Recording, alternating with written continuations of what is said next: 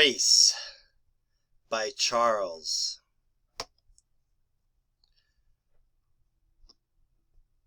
Rox woke up in the morning.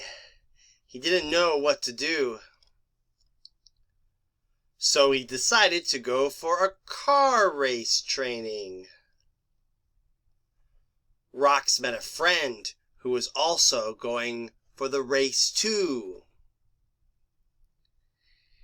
Here is Rox on the race. He came home so tired and decided to have a rest. The next morning, Rox went for the race with his friend. Here Rox is resting to go to the race for the second round.